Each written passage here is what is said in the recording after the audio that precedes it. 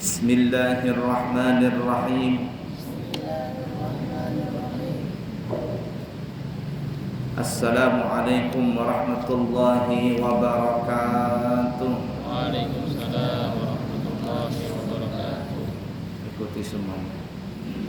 Alhamdulillahi rabbil alamin. Alhamdulillahi rabbil alamin. Allahumma Salli wa sallim ala sayyidina Muhammadin wa ala ali sayyidina Muhammadin.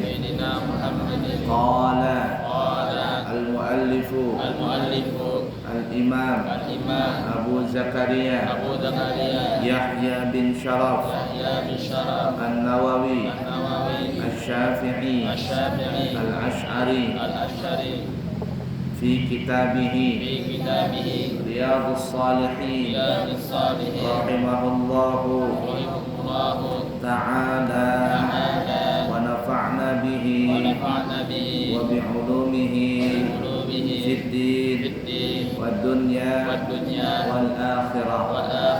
Amin.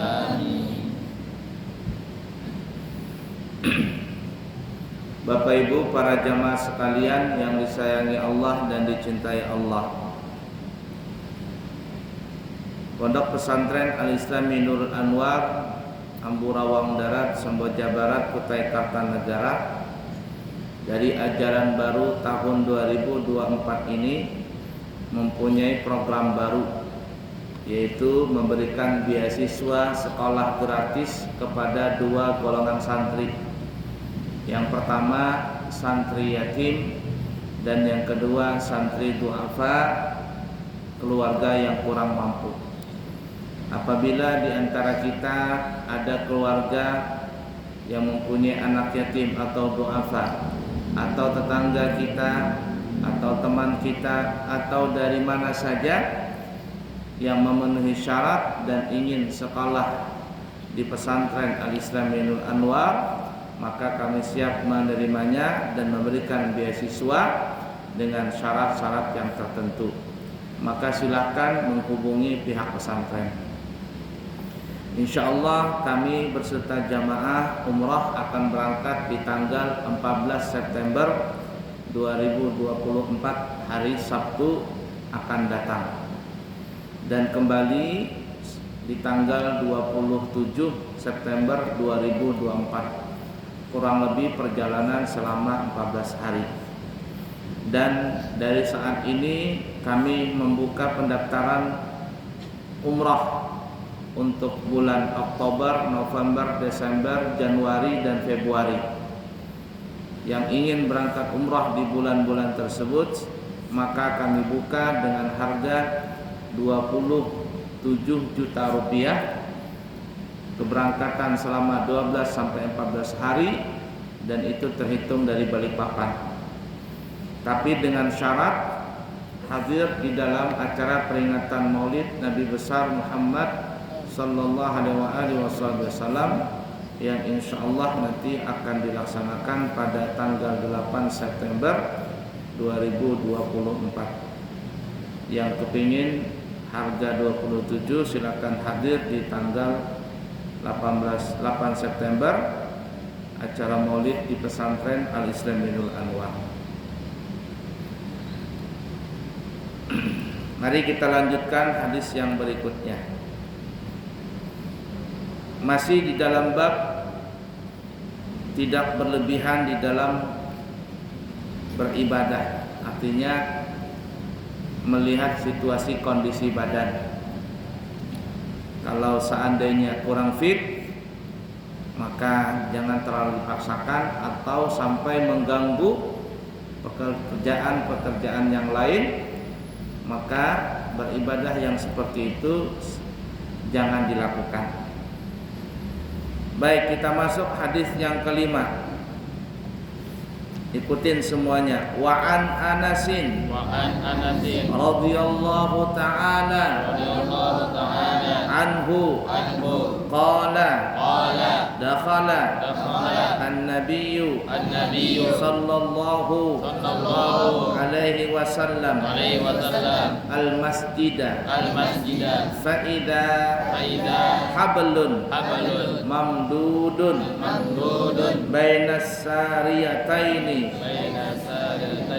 faqala ma hadzal hablu qalu hadza hablun li Zainab fa idza fatarat ta'allaqat bihi faqala an-nabiyyu sallallahu alaihi wasallam hulluhu liyusalli ahadukum nashatahu fa idza fatara falyarqud muttafaqun alaihi. Dari Anas bin Malik radhiyallahu taala anhu, beliau berkata, Nabi Muhammad sallallahu alaihi wasallam masuk ke dalam masjid. Kemudian beliau mendapatkan tali yang terpasang memanjang di antara dua tiang. Beliau lantas bertanya, tali apakah ini? Para sahabat menjawab, tali ini dipasang oleh Zainab, di mana bila ia merasa capek, ia berpegang pada tali itu. Nabi bersabda, lepaskanlah tali itu. Seseorang di antara kamu sekalian hendaknya salat dalam keadaan segar. Bila ia merasa capek, hendaklah dia tidur saja. Hadis riwayat Bukhari dan Muslim.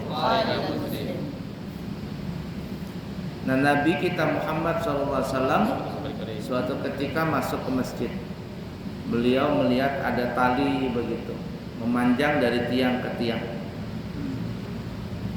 Jadi Nabi tanya, tumben-tumbenan nih, bahasa kitanya nih ya, ada tali apa ini bergantungan di tiang, sebelumnya nggak ada. Lalu ada orang yang menjawab, ini adalah tali Zainab. Untuk apa ini? Nah, kalau Siti Zainab itu beliau kecapean dalam sholat, maka beliau berpegang dengan tali tadi supaya tidak jatuh. Lalu apa kata Nabi? Apakah Nabi mengatakan, wih, masya Allah, hebat, mantap? Oh, enggak. Nabi bilang, kalau seandainya capek, maka hendaklah tidur. Kalau ini ibadah sholat nih, sudah capek nih ya, istirahat. Waktunya tidur, ya tidur. Waktunya ibadah. Jangan terlalu diporsir, jangan terlalu dipaksakan. Ya, kalau memangnya sudah kecapean, capek sudah sholat, istirahat. Nah, ntar lagi mungkin berapa bulan lagi, bulan puasa umpama 20 rakaat, nggak tahan, kayak umpama tahan, sudah istirahat aja.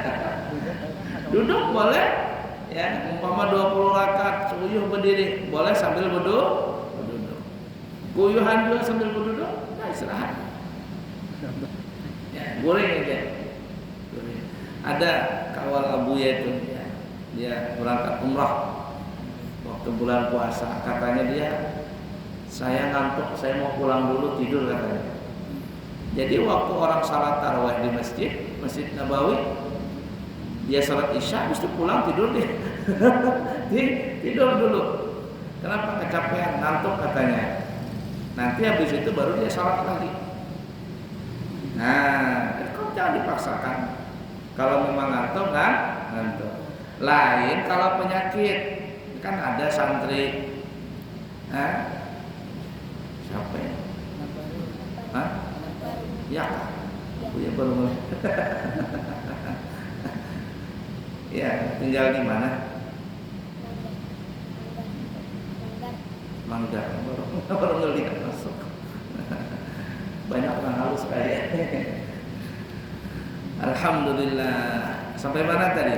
Nah, lain ada santri. Nah, siapa yang suka mengantuk? Jadi kalau sudah membaca wirid, Assalamualaikum warahmatullahi wabarakatuh, tidur sudah? Iya enggak? Ini penyakit. Kalau sholat, berwirid, belajar, pasti ngantuk. Nah, siapa yang suka begitu? Nah, kalau sholat mengantuk, kalau baca wirid mengantuk. Selesai orang wiridan, segar matanya. Nah, itu penyakit. Lain memang capek. Habis gotong royong, habis bersih-bersih, capek. Tiba-tiba ngantuk tuh tidur. Nggak punya larang tidur, kata Bu, istirahat. Tidur, kata Bu, tidur, istirahat, capek, tidur. Tapi kalau tidurnya sudah cukup, makannya sudah cukup, ngantuk masih, ini penyakit. Masih ingat berapa pintu setan masuk di tubuh manusia? Nah, ada 8 jakai. Ada 8 pintu. Pertama di mana? Di mata. Itu yang suka mengantuk-ngantuk. Nah, itu setannya bergandul di mata. Tidak bisa buka mata. Hayya 'alas shalah. Tidak bisa buka mata. Dijahit sama setan, diselimutin pakai kulit babi, nggak bisa bangun dia. Satu di mana? Nah, yang kedua di mana? Di hidung. Bangun tidur, istinsyak, masukkan air ke hidung. Kenapa? Karena setan bersarang di hidung. Lihat sapi itu nah. Mana sapi? Masuk lagi ke tempat orang. Nah, sapi, kalau sapi itu diikat di leher, talinya itu diikat di leher, bisa begadang dia. Ya. Tapi kalau talinya itu diikat di hidung, mau lari dia, mau mengamuk dia, tinggal tarik aja tali ketok. Sapinya nggak bisa berani, nggak bisa melawan. Nah, setan tahu kelemahan orang itu di hidung. Sapi yang begitu gede aja kalah ditali di hidung. Lalu setan membuat tali di hidung manusia. Nah, bergantungan di sini dia. Ditariknya. Makanya jar Nabi kalau bangun tidur istinsyak, memasukkan air ke hidung. Bukan begini, tapi bujur-bujur air masuk sampai ke situ. Kalau dia masuk jar Nabi, setannya lamas. Kalau lamas kelelep. Nah, lari setannya dia. Berapa sudah? Dua. Yang ketiga di mana? Di mulut. Tuh yang mulutnya suka ngomong jorok, suka ngomong porno, suka maki-maki, suka mengumpat, suka mencaci. Berarti mulutnya itu apa ya? Ada syaitan. Mulutnya. Orang baca wirid dia diam. Orang baca salawatan dia diam. Apalagi pas orang baca wirid dia ngobrol. Bersetan di mulutnya, di lidahnya, di giginya, di tenggorokannya. Setan bersarang di situ. Berat kalau baca Quran, berat kalau baca wirid, berat kalau baca kitab. Tapi kalau bicara tahan. Apa itu? Karena setan bersarang di mulutnya. Berapa sudah? Yang keempat di mana? Di telinga. Orang adzan, hayya 'alas shalah, di masjid, di langgar, di mana-mana kada hirau-hirau. Rumah dekat masjid tapi nggak bisa datang ke masjid. Tawak sudah di depan pintu kamar, nggak dengar juga orang adzan. Nah, siapa yang tidur mati adzan orang itu? Nggak bangun-bangun. Kenapa? Dia orang Banjar Bahari, telinganya dikencingin syaitan. Berapa sudah Yang kelima di mana? Di pusat. Nah, pusat ini setan bersarang di pusat. Dia itu menggoda orang supaya makan, dikit-dikit makan. Tapi kalau sudah kenyang, kenyangnya itu bukan untuk ibadah. Kan orang makan itu untuk ibadah, dia enggak makan kenyang tapi malas ibadah, bermaksiat. Itu orang yang banyak di Balikpapan. Kafe-kafe di mana-mana malam hari makan, begadangan sampai subuh, sholat subuh enggak. Maka perutnya sudah diisi makanan, diisi minuman, tapi kanyang dan minuman tadi, kanyang dari makanan dan minuman tidak digunakan untuk ibadah. Itu syaitan tuh yang bersarang di pusat tadi. Ada enggak orang seperti itu? Banyak. Nah, kalau sudah makannya itu bukan untuk ibadah, apa bedanya lawan binatang?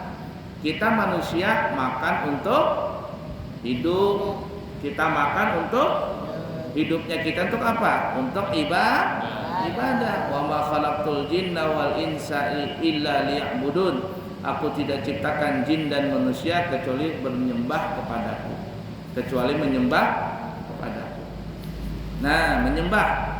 Jadi kita manusia makan untuk hidup, hidup kita untuk ibadah. Tapi binatang beda. Hidupnya untuk makan. Kalau sudah makan, ya makan. Coba lihat binatang tuh, sapi. Dari bangun tidur sampai tidur lagi, makan aja kerjaannya. Dia cari rumput ke sana kemari. Ya enggak? Begitu juga binatang yang lainnya, hidupnya untuk kita beda. Manusia makan untuk hidup. Lalu untuk apa hidup kita? Untuk ibadah. Nah, syaitan bersarang di pusat. Dia menggoda, ayo perutnya lapar terus, makan terus. Habis makan tidak ibadah. Berapa sudah ini? 5. Yang keenam di mana lagi? Di kuku. Nih di kuku nih. Yang suka mengutil, yang suka ngambil punya teman, gosok, mencuri. Nah, ini tangan nih, gatal nih. Nah, kitab digendang-gendang, tentang kitab masa digendang-gendang. Nah, megang Quran pakai tangan kiri. Apa ini? Setan di kukunya. Makan pakai tangan kiri, minum pakai tangan kiri, setan di kuku. Ini bersarang dia. Nih dia. Kalau tangan kanan tidak mau dia makan, tidak mau pakai tangan kanan makan, tangan kiri, wah pakai tangan kiri. Apa itu? Setan di kukunya. Setan ini mengarahkan. Nah, kuku tadi diarahkan sama setan untuk yang jelek-jelek. Jadi kalau ada orang yang suka mengutil, mencuri, menggosok, apalagi dan lain sebagainya, mukul temannya, suka ngerjain temannya, tangannya bersarang setan itu. Di kuku kaki. Kalau di kuku kaki apa? Kalau berangkat ke masjid nggak mau, berangkat ke mushola tidak mau, berangkat ke majelis taklim tidak mau. Tapi kalau jalan-jalan cepat, pergi ke mall cepat, nongkrong di kafe cepat, trek-trekan cepat, nongkrongan cepat. Nah, kemana-mana nih kuat berjalan. Tuh setan bersarang di kuku kakinya. Berapa sudah? 6. Yang ketujuh di mana? Di alat kelamin. Ada orang yang belum berkhitan. Sudah berkhitan belum? Sudah sunat belum? Belum, nanti sunat ya. Sunat pun tahu lagi. Ya, tiba-tiba datang masuk. Berkhitan. Orang belum berkhitan ada setannya di situ. Makanya wajib berkhitan. Apalagi ada orang suka berzina, suka berselingkuh. Apa ini? Ini syaitan di alat kelaminnya itu. Mengarahkan untuk berzina. Na'udzubillah min dzalik. Nasallallahu alaihi. Yang terakhir ke-8, di mana syaitan bersarang? Di aliran urat saraf. Kalau sudah urat saraf dikuasainya, masuk ke dalam tubuh. Kalau yang tadi cuma di luar-luar saja, di mata di luar, mulut di luar. Tapi kalau urat saraf masuk ke dalam tubuh dia. Di mana diserangnya nih setan ini? Menyerang siapa nih setan kalau sudah di urat nadi, urat saraf nih? Menyerang hati dan pikiran. Makanya orang yang sudah dikuasai oleh setan urat nadinya tadi, urat sarafnya, maka dia bisa menguasai hatinya. Kalau sudah hatinya dikuasai syaitan, pikirannya pasti dikuasai juga syaitan. Lalu apa? Ada sombong, ada iri, ada dengki, ada apa lagi? Ada suka marah-marah. Ini syaitan menguasai dia. Nah, orang yang suka iri dengki, setan suka mengumpat, suka mencaci, menjadi darah daging setan di dalam tubuhnya. Itu yang dikenal orang zaman sekarang namanya negative thinking, pikirannya kotor. Tapi kalau nggak ada setan di urat saraf tadi, positive thinking, hatinya bersih, pikirannya bersih. Ya, jadi dibuangi setan tadi. Nah, jadi kalau ajar Nabi, kita kembali ke hadis tadi, kalau memang capek tidur, tapi jangan tidur melulu. Itu bukan ngantuk namanya, itu penyakit. Dibuang setannya tadi itu di mata. Baik, hadis yang ke-6, lanjut ya. Wa an Aisyah radhiyallahu ta'ala anha anna Rasulullah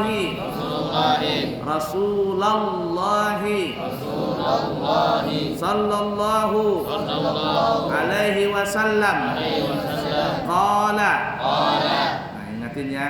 Idza na'asa ahadukum wa huwa yusalli falyarqud hatta yadhhaba anhu an-nawmu fa inna ahadakum idza shalla wa huwa na'isun la yadri la'allahu yadhhabu yastaghfiru fayasubba nafsahu.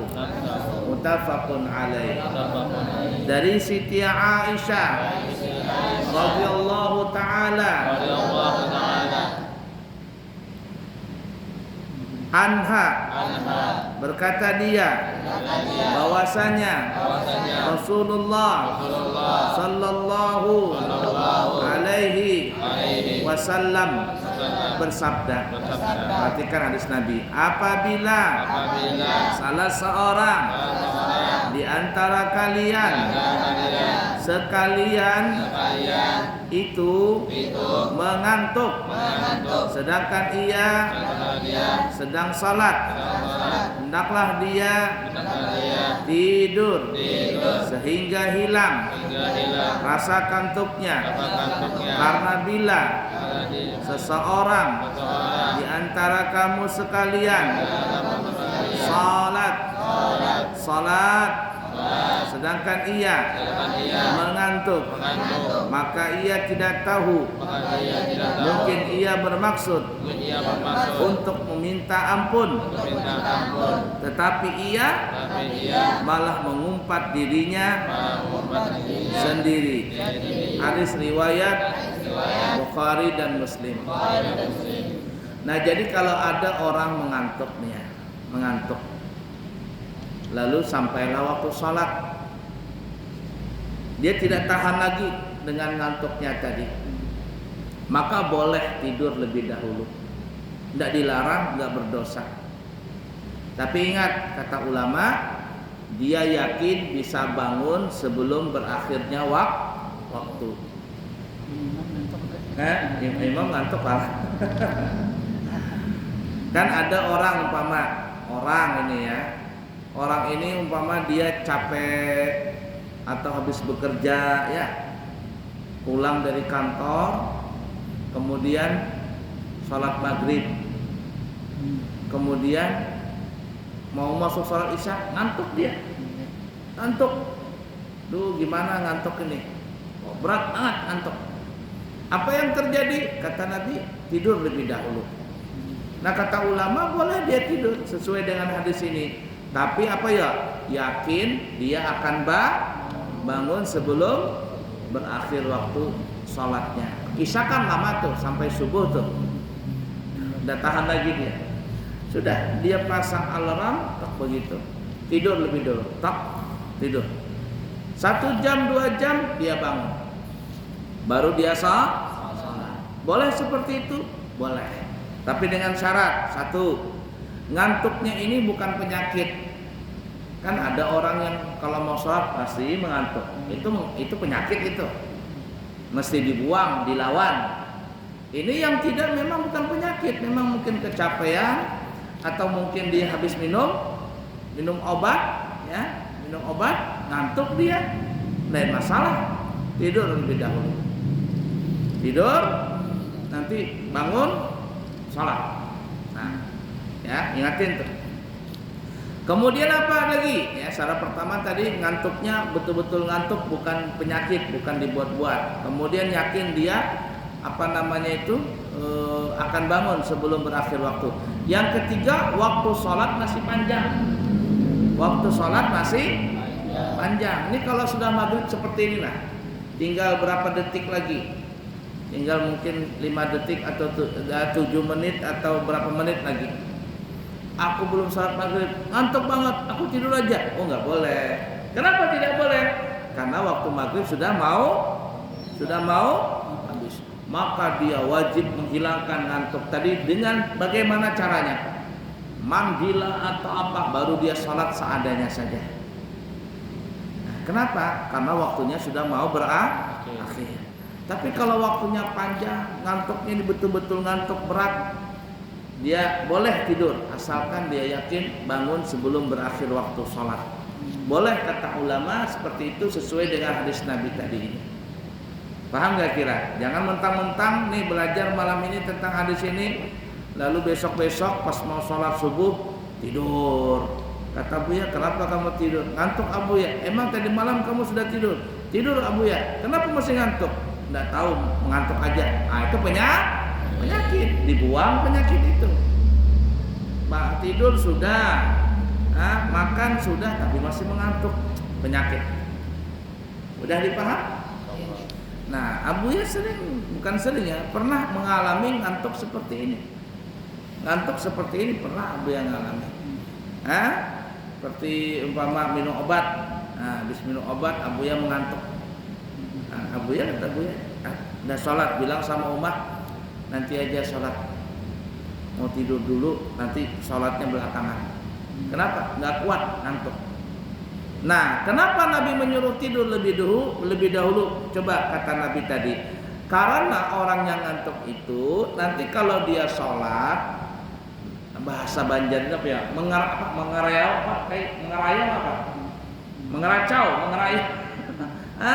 Bacaan itu linglong, beleng-beleng kata Ustaz dasar arti. Bacaannya mengerayau, mana-mana lakum dinakum. La budu matah budu. Kebalik-balik bacaan.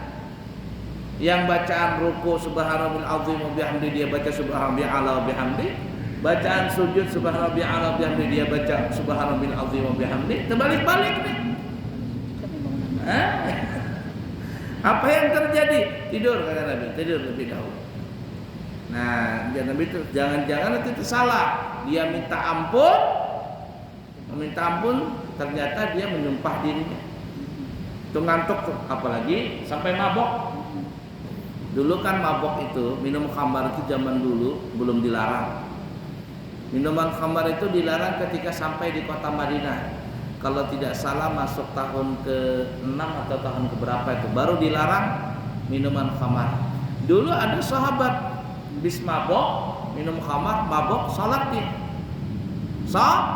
Salat baca surah Al-Kafirun. Qul ya ayyuhal kafirun la a'budu ma ta'budun. Terbalik-balik. Ya, terbalik balik. Nah, mendengar itu Nabi melarang. Lalu turunlah ayat tentang wala taqrabus salata wa antum sukara. Jangan mendekati salat kalau lagi mabok. Nah, tapi akhirnya gara-gara sering membuat kekacauan, akhirnya kata Allah Ta'ala dilarang semuanya. Innamal khamru wal maisiru wal ansab wal azlam rijzum min amali syaitan fajtanibuhu la'allakum tuflihun. Sesungguhnya khamar, Kemudian apa lagi? Maisir, judi, adu, apa nih? Apa bahasa kita itu? Main dadu. Apa dadu itu? Lotrek. Lotrek, mengadu nasib, lotrek itu kata Allah Ta'ala rijsun, kotoran daripada setan. Kalau bahasa kasar itu kotoran, bahasa kasar tahinya setan.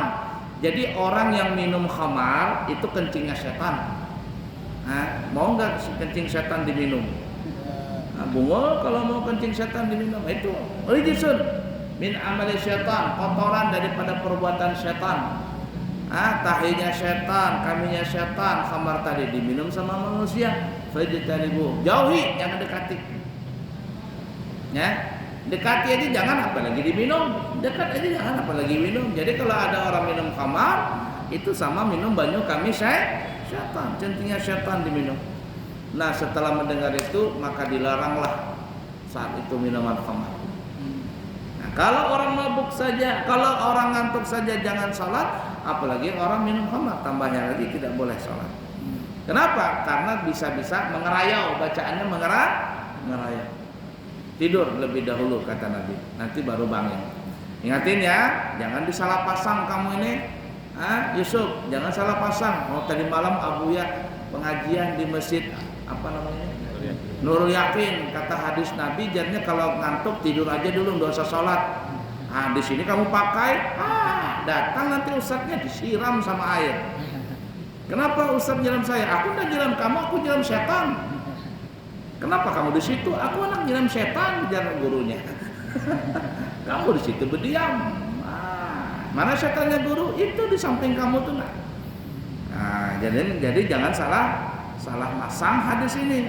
Ini hadis orang yang memang tidak sengaja ngantuk karena kecapean. Tapi kalau ada orang makan sudah, tidur sudah, semuanya sudah, tapi masih mengantuk. Apa namanya Abdul Rahim namanya itu? Penyakit. Ya, dibuang penyakit itu. Ayo cukup dulu ya. Insyaallah nanti sambung lagi. Diundang berataan kita di pesantren hari Minggu, hari Ahad jam 8 pagi kita mulai maulidan. Banyak doorfest banyak banget tuh ya. Ada sepatu, ada cincin, ada apa lagi macam-macam tuh, sarung.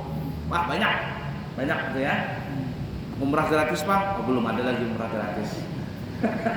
Umrah gratis untuk ustadz-ustadznya aja, untuk tukang pade itu umrah gratis. Kalau jamaah umum belum lagi ya. Insyaallah mungkin ke depan nanti adakan doorfest umrah gratis.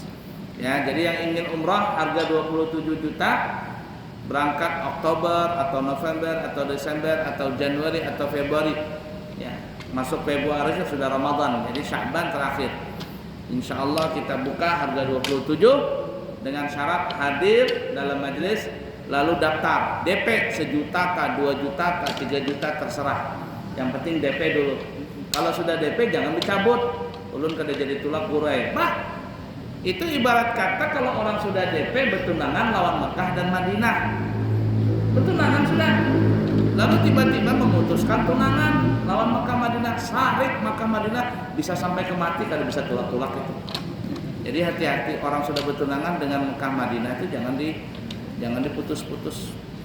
Ulun kada jadi gurai. Kenapa kada jadi? Duitnya hendak nukar mobil. Wah, iya Pak enggak.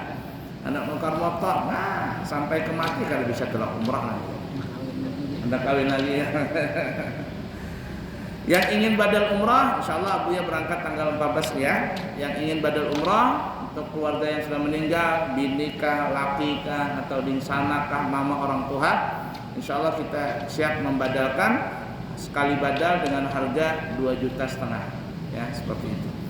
Mudah-mudahan bermanfaat semuanya. Subhanakallahumma wa bihamdika asyhadu an la ilaha illa anta astaghfiruka wa atubu ilaihi wa akhiru kalam. Wassalamualaikum warahmatullahi wabarakatuh.